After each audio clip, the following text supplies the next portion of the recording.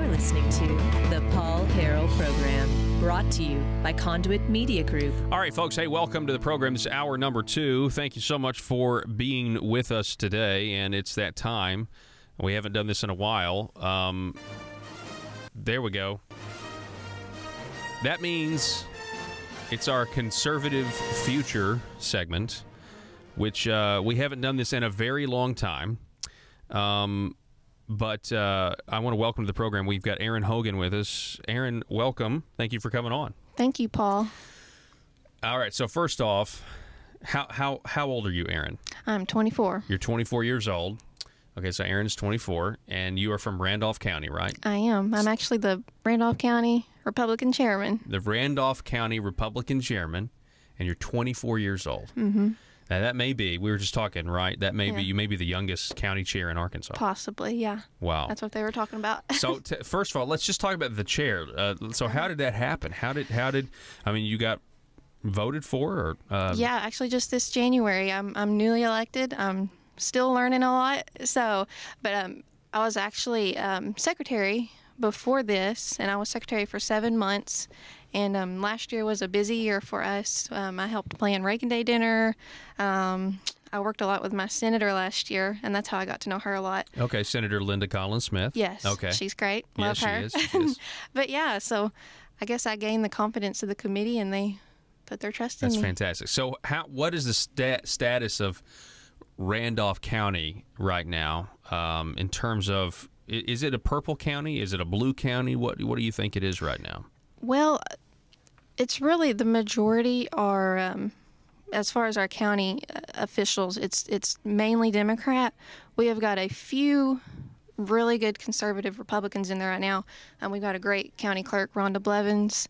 We've got a city attorney, a few JPs. I think we've got one JP that's Republican, but really it's Democrats or independents. So we're really hoping to change that in 2018. Yeah, well, that's fantastic. Yeah. And I think that's great. Now we mentioned Richard Castor. You know, he's the chair of Baxter County, and he's a young guy as well. Yeah. So it's good to see young conservatives. And Erin, I know you are a conservative too. Definitely. What are some of so Senator Linda Collins Smith, your senator, she said on the interview yesterday that she stopped into Independence County and talked to their county committee, and there was a lot of I was with her. Oh, you were with her. I was with her. So there was a lot of a lot of vocal people kind of maybe upset that the platform isn't as adhered to as they wanted after this session. Yeah, there were quite a few people in that committee that were very upset. I hate to say it, but particularly with the governor. Yeah. I know a lot of people are upset with him, including me. And I actually got to work with my senator for 9 weeks at the Capitol. And so I got to see a lot of behind-the-scenes things happening. And well, that's how I met you. Yeah. And I know you're a good help to her. I hope so. But yeah, I saw a lot of things happen. So do you have similar things? Do you hear similar things in Randolph County that you heard in Independence County? I have not so far. I know when I do bring it home, some of the news that I brought home from the Capitol, there were a few people upset, particularly my family. And are they in disbelief? Oh, yeah, like I think why? So. Like why do we have to pay attention to this stuff? Yeah, we think we elected conservatives into office, and then when they put on a face one time, and then behind the scenes they don't really do what they're supposed to do. It's very disheartening. Yeah, very disheartening. All right, we're talking with Erin Hogan. She is the chair of the Randolph County Republican Committee. Again, she's 24 years old. So let's talk about your upbringing. So you consider yourself a conservative? Yes. All right. So how did you get to be that way? Well, I was raised in a Christian conservative family. I was homeschooled. My family lineage, like my grandparents, my great-grandparents, we were all conservative. And so I really took that to heart. My parents really taught us, when you go to the voting booth, make sure that you vote life. Because if you don't vote life, then why have all the other issues? Because life is most important. And so I really took those things to heart. I was able to get involved with some really great organizations, some including Team Pact, leadership schools, Wall Builders with David Barton. Oh, fantastic. Love him. Yeah. I got to do a 2-week internship with him. Oh, wow. Yeah. And where was that at? That was in Texas. At his library. When you crossed the Arkansas-Texas border, did you feel more free? Like, did you kind of start to I would float say a little so. bit? Like, I feel lighter. It's so much more Well, hey, I was born in Texas, so I Oh. consider myself a Texan. See, that's the problem. Oh, yeah. Well, not a problem, but you know what I mean. That's probably why you're now Right. the chair. Well, one thing, Paul, I just got to say this. Okay.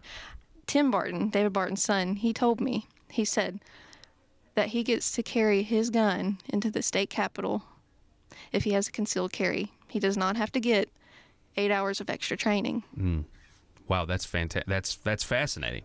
That's I love Texas. No wonder Texas is wild. People are dying in the streets all the time, and I mean, wouldn't you hate to be Texas? I mean, they just don't know what's going on. All right, so that's your upbringing, and the reason I ask that is because when I grew up, and ended up, especially in college, really liberal minded. I bought into the Democrat Party's forced altruism, like, well, they want to help people and that sort of thing, not really. But anyway, I snapped out of that shortly after I went into the workforce. But so tell us, what does conservatism mean to you? Because it's as I don't know if you were listening last hour, but some politicians define it in different ways after they've been elected. In the campaign trail, it means everything good and fantastic, but then maybe it doesn't mean what we thought it meant. Right. Well, I would say it starts with life. Protect the right to life, because if you don't have that, you don't have any other rights. Of course, stand with the Constitution. I mean, that is the law of the land.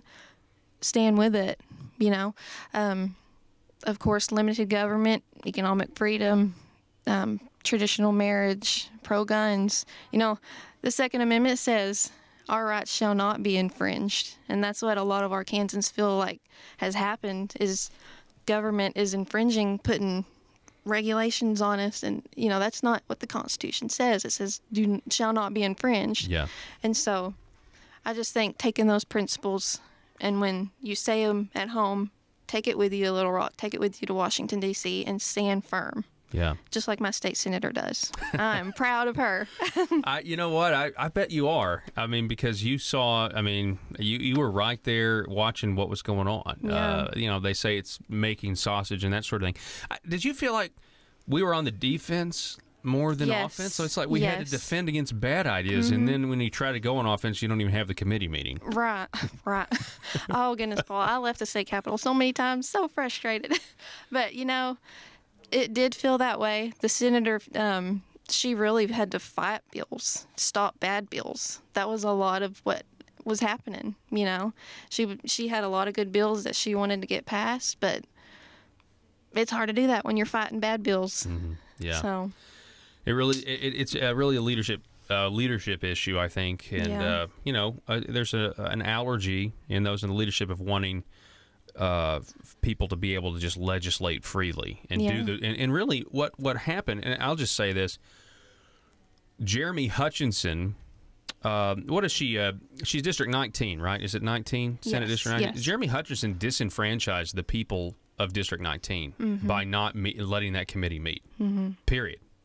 I mean, he disenfranchised an entire group of voters who just wanted an up or down vote on pieces of legislation they sent their person down there to do. It's just let them vote on it. Let them vote on it. So, Erin, what do we do now? Like, as a county chairman, and I know you're in a county that is, like you said, Democrat officials, some independents, and some Republicans. So it's kind of maybe one of the last counties.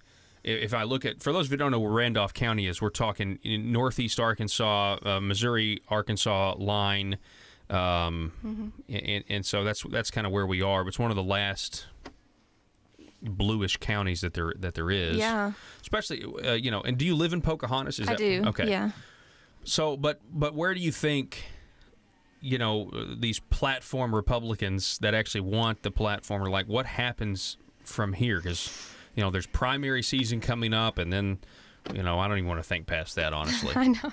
Well, we're going to be working hard. We actually really want to grow the committee, grow our local committee, and I encourage people to get involved with your local committees. And don't be afraid to take on leadership roles. I know it's hard and it's scary. I know I didn't always want these leadership roles. It's, it's not easy, but do it, get involved, recruit good, solid conservative candidates, and don't just get someone with an R in front of their name. Make sure that they are conservative, because we know how it is. We've seen it with people really with do. R in front of their names, and they're not always conservative. So make sure that we recruit and elect conservatives for office. Yeah, people who are going to do what they say they're going to do. And, for those who are kind of on the fence about getting involved, you can always try to make something better, especially if you just were to look at the platforms, the competing platforms in this situation. And then say, okay, this one is way better than the Democrat platform. Oh, definitely. But now we have to, actually, see it get implemented. Right. I mean, we're talking less regulations. We had a bill, Richard Womack tried to run his bill again that would have, if there's a regulation from one of these licensing boards that's being put on you and you think it's unfair, you can go to court. And a judge will then decide if that is reasonable, if it's for public safety or whatever. Basically, it would give somebody an opportunity to practice their skill if the judge rules in their favor. And if the judge rules in their favor, that bureaucracy or that licensing board can still enforce that rule on anybody else. It's only on an individual basis. Sounds very simple, but no, for the second year in a row, it's just every special interest group says we can't do, that when you have Republicans voting against that, you realize, wow. I mean, I don't think we have 76 Republicans in the House. I really don't think we have. That's not the number that we have. Right. Yeah. So. Yeah, I agree. I mean, I remember sitting in that gallery watching the House side, watching the Senate side, and sometimes I would be very discouraged. But I always had hope because I saw my state senator. And there were a handful of other ones, too, that would stand with her. And I got encouraged from that. I really learned a lot from her, how to stand. What about the process of just how you conduct yourself on the floor of the Senate? Was that educational? Very educational. Yeah, I really enjoyed that. Even seeing the committee meetings, all those things. Yeah, I really loved it. Well, Erin, we do appreciate you being on the program. I appreciate it, It's Paul. been a pleasure. And this is the reason we do Conservative Future, ladies and gentlemen, is because we want to, give folks hope that it's that there are folks who are young. You're 24, and people are, rising through the ranks here, and they're trying to make things better because they agree with the core principles of, limited government, constitutional principles, and more freedom, not less. Right. So thank you so much. I appreciate it, Paul. Absolutely. Very much. All right, folks, that's it for our Conservative Future segment, and we will see you next time. We're going to take a break. We'll be back here in just a moment.